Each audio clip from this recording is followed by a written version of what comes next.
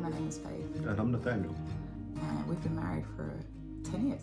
A whole decade and counting. Yeah, and we know that there's some special days coming up, and it can be incredibly difficult for some, whether it's Mother's Day, Father's Day.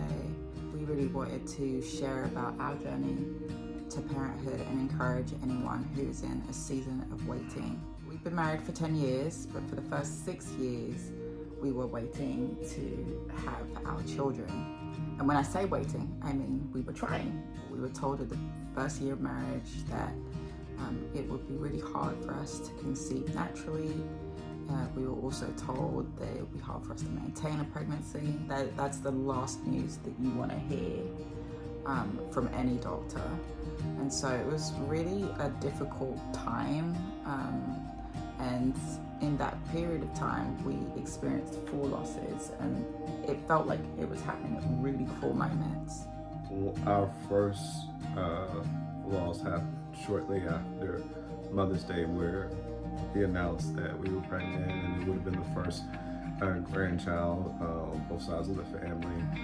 The second happened when we were at a friend's baby shower. And then the third happened when Faith was serving at an event for the church. And then on top of that, during this time of like these first 3 losses, our marriage was in disarray. And not because of the losses, but because of a whole other set of issues. And so we had all of this happening within our home and within our lives and our walk with God, and are left at this intersection of like, God, what are we supposed to do? I think we really started seeking Him after that third loss. And that's where we started to see a shift in our approach to the next chapter in our lives.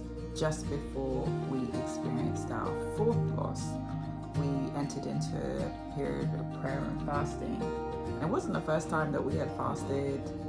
It wasn't the first time that we had prayed, but there was something different about the alignment that we had with each other and the alignment that we had with God. Yes. Even when we had the loss, we were at peace. So after that loss, and one of the prayer points was, are we going to move forward with fertility treatments? Because at this point, even though we strongly believed that we were going to conceive naturally, we felt we released that too. That was one of our prayer points. We were kind of moving along with the process as well, and everything was scheduled, but some treatment that I had to have that came out of the blue meant that we would have to push back anything that we had scheduled. And this is in the middle of COVID, so appointments were very here and there. Meanwhile, we're waiting for my body to kick in, and the nurse says, "Is there a possibility that you could be already pregnant?" I said, "No." Plot twist. But what did God say? But God said yes. God said yes. And this is shortly after our loss. Yeah. And so we were not expecting it at all. Yeah. And lo and behold, we were pregnant with our first daughter, who was born the following year. And even when I look back at that time, I'm just like, wow, the moment that we really released, we're really seeking Him. We're really united. We're really united. And I think even at one point we said, you know what, Lord, we're praying for children, but if you would have it that we didn't have children, we're still serving You. And that's when He did the miracle. And our God, He does exceedingly and abundantly above all that we can ask or think. And so as we were not even expecting, we recently gave birth to our second daughter. And just seeing how God has turned around our story, it's just, I continue to be in awe of Him.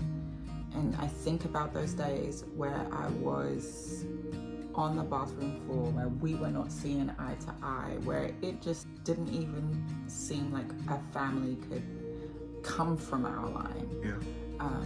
And to see our reality today is just proof that God always has the final say. What's impossible, man, is possible with God. So if you're waiting for children, don't give up hope. Keep seeking Him and trust His timing and His process.